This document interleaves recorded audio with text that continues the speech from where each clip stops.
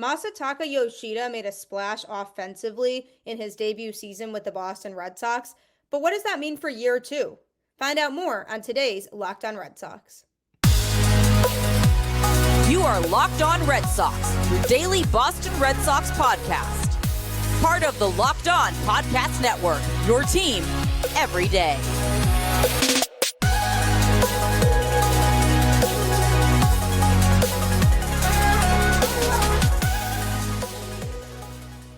Hello and welcome to Locked On Red Sox, your daily Boston Red Sox podcast, part of the Locked On Podcast Network, your team every day. I'm your host, Gabby, former ESPN social media associate and current host of the Boston Balling podcast, and I am here to bring you the latest in all things Boston Red Sox, Monday through Friday, straight to your favorite podcast feed for free. And free is very exciting, so might as well take advantage of it. So tune in today and every day, as Locked On is your team every day. Today's episode is brought to you by FanDuel. Make every moment more. New customers join today and you'll get $150 in bonus bets if your first bet of $5 or more wins. Visit FanDuel.com/lockedon to get started. Welcome to another episode of the show, and happy Wednesday. We are midway through the week. For anybody who had a snow day yesterday, I hope you enjoyed it. I always say I really don't like the winter or the cold or the snow, but I do like staying in and being comfortable and watching movies all day, which is pretty much what my day looked like yesterday. So hope yours was the same. You were able to relax a little bit if you did get a snow day. And did the Boston Red Sox relax on the snow day? They must have, because they did miss out on an outfielder that I was hoping the Red Sox would land this offseason in Jorge Soler. What does that mean for Boston? I'm going to be talking about it a little bit later in the show. But first, Masataka Yoshida had a good rookie season with the Boston Red Sox at the plate. Defensively, he was not nearly as good, and he did struggle, but the Red Sox kind of came out with some information about how he's going to be utilized in 2024. So just to refresh yourself a little bit, he finished the 2023 season with a .289 batting average, 15 home runs, and 155 hits. He also had 72 RBIs and 8 stolen bases. His on-base percentage was a .338, a slugging of .445, and OPS of .783 were numbers that he put up.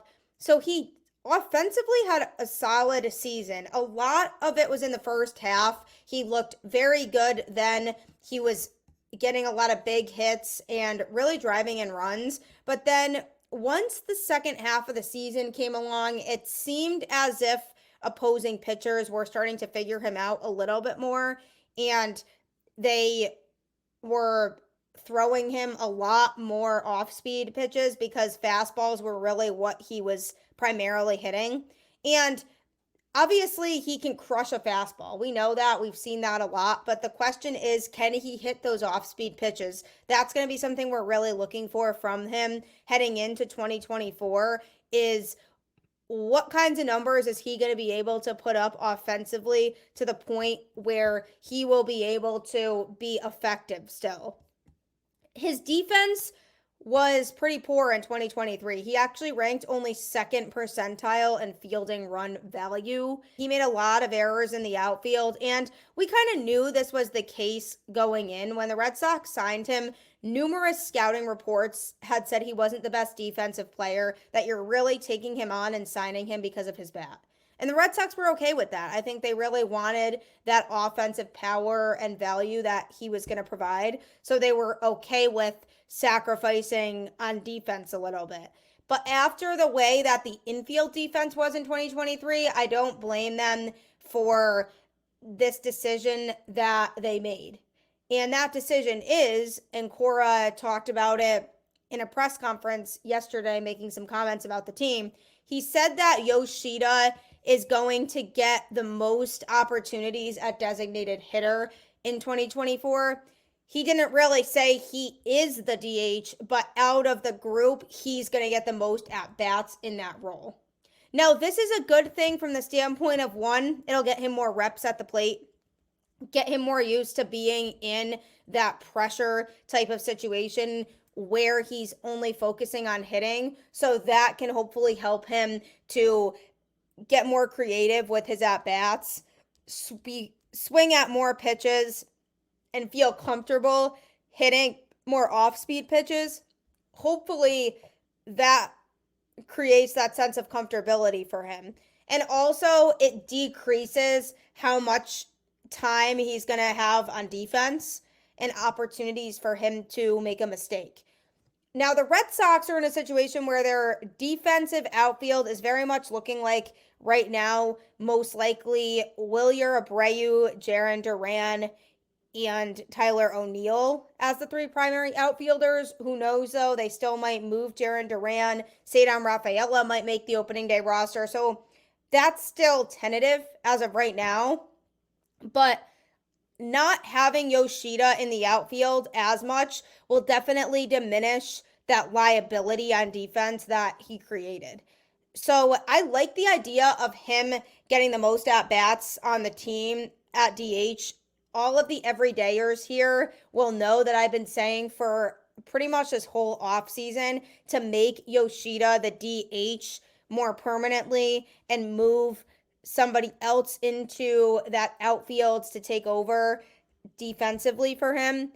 I've been saying that for a while now, and I'm glad the Red Sox are relatively on the same page in terms of him getting those reps. Now, Craig Breslow has said before that he didn't want to necessarily have a designated DH, somebody who specifically plays that. The Red Sox have always had that for the longest time. Last year it was Justin Turner. They had JD Martinez in that role. They had Big Papi in that role. The Red Sox have had some big name players who have primarily been a designated hitter, but Craig Breslow's philosophy has been more, we don't want to have just one person play DH and more rotate through certain guys and give a lot of guys an opportunity to play that spot.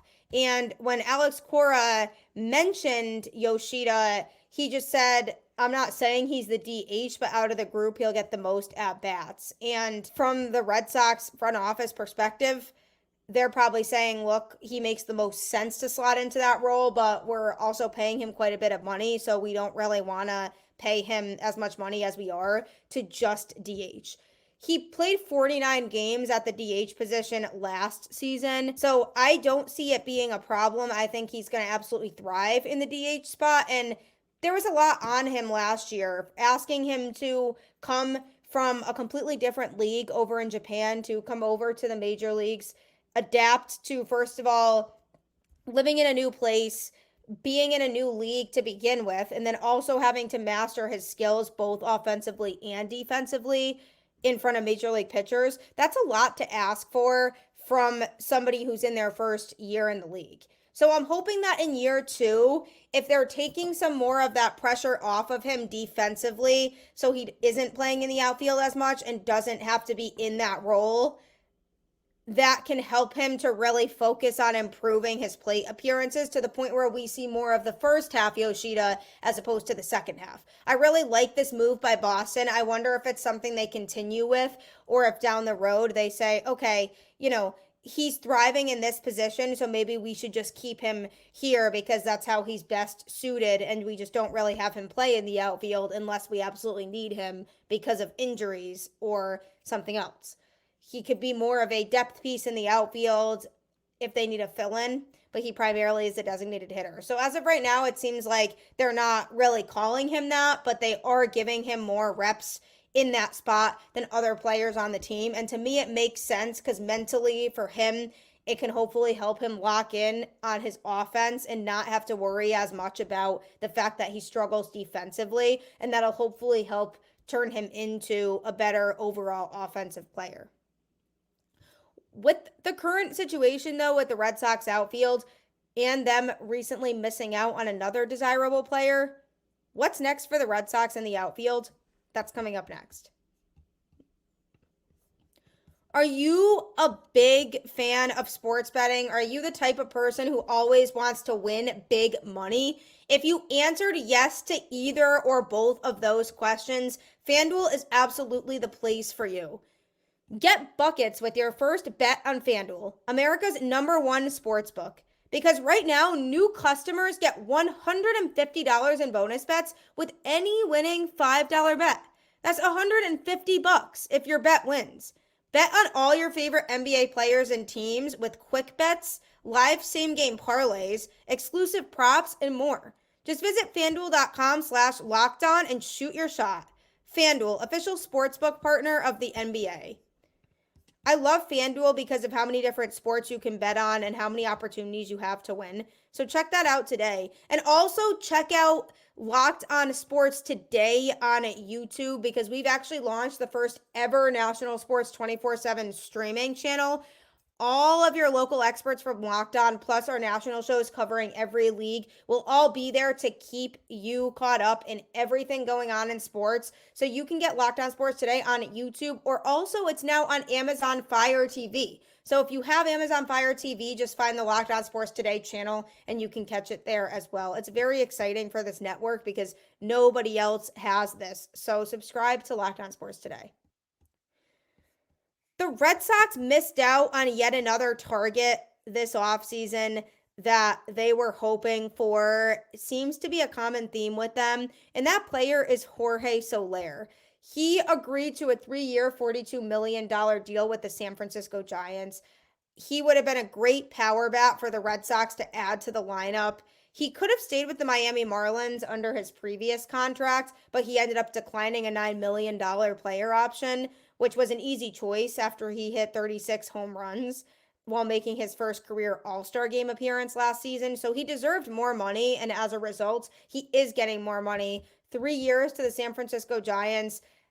It's a good move for them. He'll likely add some much needed power to a team that actually finished 19th in the majors last season in home runs and 27th in slugging percentage. So he's somebody they could slot very nicely into their rotation. I would have loved to see the Red Sox slot him in and be part of a lineup that I expect to be good, but still could use some more power and more balance in terms of a right-handed bat in a very left-handed heavy lineup. So it's a good move for San Francisco. I'm bummed that he went there. The Red Sox probably weren't aggressive enough, would be my guess. But the question now is, what does this mean for the Red Sox now that they missed out on Soler? Are there other outfielders that they could pursue? And the answer is yes. And one name that pops into my head is Randal Grichuk. He's 32 years old. He's been in the league since 2014 and isn't the most amazing player in the world, but he's a serviceable player. He began his career with the Cardinals and then played for the Blue Jays from 2018 to 2021. And then he kind of bounced around with the Rockies and Angels. Again, he's not the greatest player in the world, but he will get the job done, and he's somebody defensively who will show up and give you the productivity you need. He logged a .267 batting average in 2023, which was actually the third highest mark of his career. He owns a career .989 fielding percentage also, and he's regularly played in all 3 outfield positions in his 10 years. So since he's played in all 3 of those pretty regularly, that puts the Red Sox in a good position to be able to move him around if need be. So those are plus sides to him. Another name is Michael A. Taylor, though I'm not as sold on him. He's primarily a center fielder with a .990 career fielding percentage, but he's just not as consistent offensively compared to Grichuk. He only hit .220 last season, but he did have 21 home runs. So you will get the defensive productivity out of him, but if you're looking for somebody who can also provide a little bit more on offense too, Grichuk would be a better choice for me than Michael A. Taylor. Another player is a familiar face in Red Sox Nation in Adam Duvall. He actually played for the Red Sox last year, and he potentially could be a candidate to return to Boston in 2024. He's 35 years old and had just an absolutely red-hot start offensively last season before, unfortunately, he was sidelined with a wrist injury for 2 months, and that kind of slowed down his season. But ultimately, he did still play 92 games for Boston and slashed a 247 batting average with a 303 on base percentage and 531 slugging by the season's end. Those are good numbers. I mean, that 247 batting average, I think, could have been higher if he played more games. Since he slowed down a little bit when he got injured, that kind of impacted his performance on the field for a short period of time, but then at the end of the season, he started getting hot again. So he could provide a lot of value offensively for the Red Sox, and defensively, again, he's still an upgrade from Yoshida. Pretty much all of these guys are. And Duvall's familiar with Boston now that he has that season under his belt last year of being in a Boston Red Sox uniform. He understands the culture and the environment there. He knows what it's like to play under Alex Cora. So if they want to bring a familiar face back, that could be a player that they could consider. Tommy Pham is another familiar face in Boston. This one here, I'm not sold on. He played for the Red Sox in 2022 when the team acquired him at the trade deadline. After that season, he didn't re sign with Boston and instead signed with the Mets before the 2023 season. The 53 games that he played in for the Red Sox 2 seasons ago, he batted 234 and played left field. He also recently played for the Diamondbacks and played in the World Series with them. I mean, Tommy Pham definitely has some upside, but I don't think enough to the point where I'd be excited about them signing him. Still better than nothing, creates a little bit more outfield depth. But if I'm looking at those four names, to me, if you want to get the most of a full package, I'm going with Grichuk. Yes, I liked a lot of what Adam Duvall did last year, but there's no guarantee that he's going to be able to maintain that same level of competitiveness that he did last year. So that's something to think about when it comes to the Red Sox signing somebody. And supposedly, I'll believe it when I see it, but according to reports, the Red Sox are looking to add a right-handed bat out in the outfield still to the lineup. So we'll see if that actually happens. But because they missed out on Soler, if they do decide to sign Grichuk or Duvall, especially Grichuk, he'll probably be a lower cost option and therefore could hopefully leave some room for them to sign a pitcher like Jordan Montgomery. The reason Montgomery doesn't have a team yet is because teams probably don't think he's worth the type of money he's asking for, which I do understand because longevity wise, if you look at his career as a whole, he doesn't have the most impressive numbers, but he did seriously impress last year during that Rangers playoff run. And if you're looking for a guy with a proven track record of success in the postseason, he could be the guy because he is somebody who knows how to pitch under pressure, and the Red Sox are going to need pitchers like that in their rotation. And I'll put it this way: Montgomery is better than the majority of the starters the Red Sox have right now. And if they are not looking to acquire a number one starter, Montgomery doesn't necessarily have to be a number one. They can keep working Bayo to the point where he eventually gets to be a number one starter and work Jordan Montgomery into the rotation to the point where he's maybe expected to be a number two or number three. And that's totally fine. It still adds a lot of depth to the starting rotation and it makes it feel like a more competitive rotation than what we have now. So if the Red Sox do decide that they want to sign Grichuk, that's a decent move they could make for a lower cost, get some offensive and defensive versatility, and it also allows them to have the cap space to still sign somebody like Jordan Montgomery or Blake Snell. So a couple moves could still be made there for Boston, but at the end of the day, I really want to see them add one more strong bat to the lineup who plays in the outfield that they can slot in somewhere, because that also takes pressure off of Wilyer Abreu and Cedar Rafaela, who are still new, haven't had a lot of experience yet up at the majors. This really gives them the opportunity to continue to work and prove themselves without having that pressure of I have to perform right now. So there's a lot of upsides to signing an outfielder. Grichuk is a veteran one. He's the type player who will get you a lot of what you need offensively. So hopefully the Red Sox decide to explore that option deeper, but this team's been so unpredictable this offseason, so who really knows at this point. Speaking of this upcoming season, we are 43 days away from opening day now. I'm going to be talking about what that means for the Red Sox coming up next. Are you ever trying to score last minute tickets for anything? If so, you should head to Gametime. I've actually had a great experience with it. I've used it to get UConn basketball tickets. I've used it to get concert tickets. Actually, very recently, I got concert tickets on it. It's a great way to save some money and get very good seats for events you want to attend. Gametime is the only ticketing app that gives you complete peace of mind with your purchase. See the view from your seat before you buy so you know exactly what to expect when you arrive. All in prices show your total up front, so you know you're getting a great deal before you check out.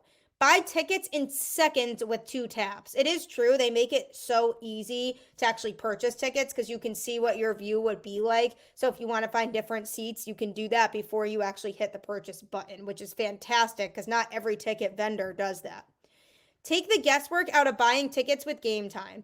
Download the Gametime app, create an account, and use code LOCKEDON for $20 off your first purchase. Terms apply.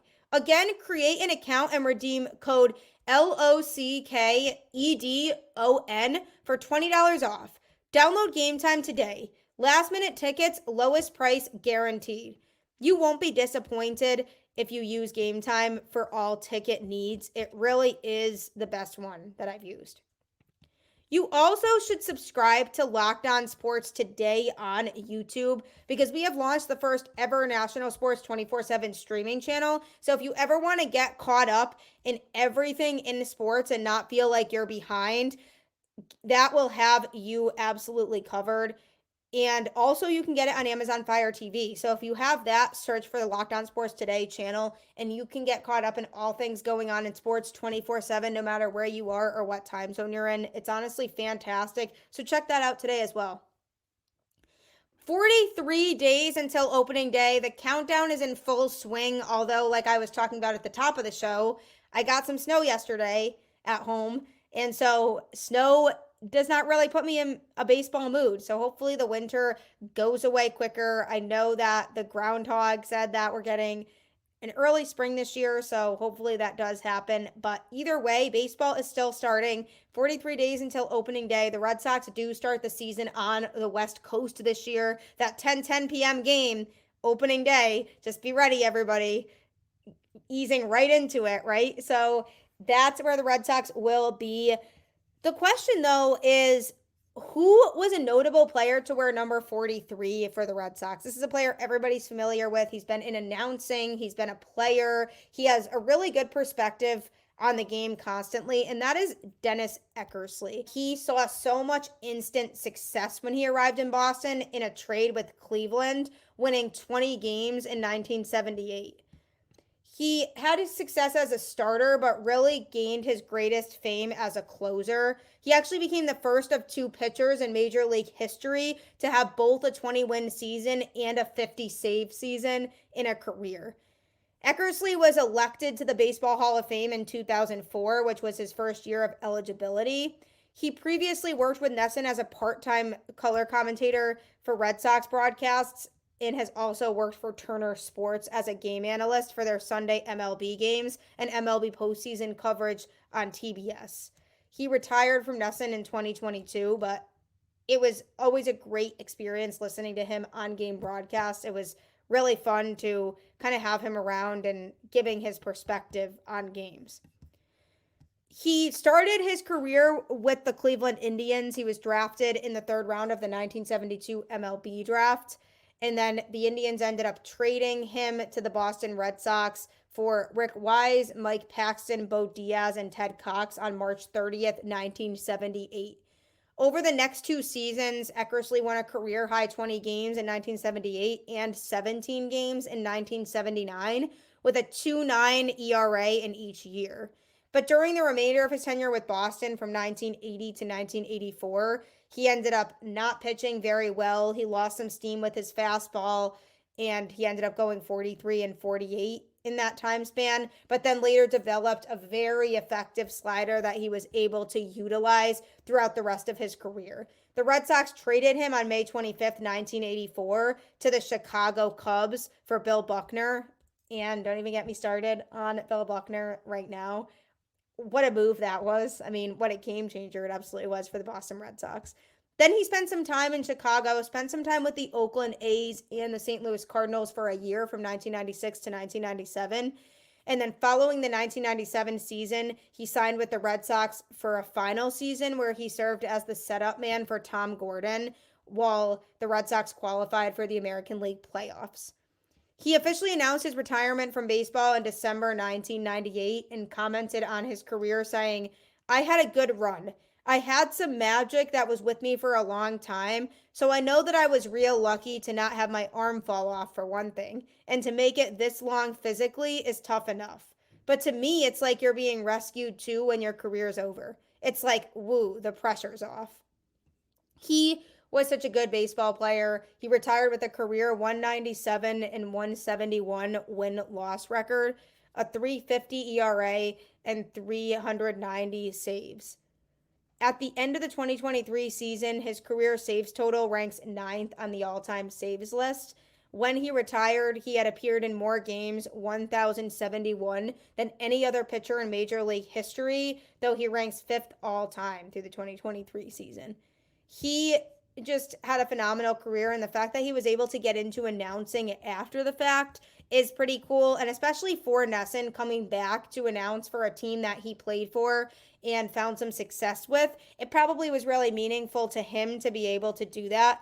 And I always find that having former players in the booth is really cool because it gives you such a different perspective on the game. Because if you have a broadcaster who has studied the game for a long time and is very knowledgeable and is announcing games, and they're mixed with somebody who used to be on the field themselves, that's the ideal broadcast for me because you're getting a good mix of somebody who saw the game from the perspective of growing up a fan, really studying and analyzing the game, maybe getting into coaching at some point here and there, or just being involved with baseball for a long time that can give their perspective, and then also getting the mindset of a former player who is then in announcing that can talk about some of the hardships that they've seen throughout their career and be able to share stories of their time as a player and say, you know, the team could be struggling right now because of this. So I really liked that Eckersley was able to provide that different type of knowledge to Red Sox fans on the broadcast. And it honestly gets you even more excited for opening day, hearing the broadcast crew, hearing everybody on NESN who is on Red Sox games daily. And that's another reason why there's reason to be excited because yes, the Red Sox might struggle this season. They might not. They might surprise us. Who knows? I mean, that's optimistic, Gabby speaking. But when you have legendary players like Dennis Eckersley, who made his mark on the Red Sox community because he was an announcer too, you think about those names and they're probably so excited to have baseball back. And so should you. 43 days is not that long. It'll be here before we know it. I'd like to see them address the outfield situation before that happens. But again, only the Red Sox can say what they're going to do or how they feel this team needs to be addressed. So we'll see what they do. But as always, keep the faith, go Red Sox, and I will catch you on the flip side.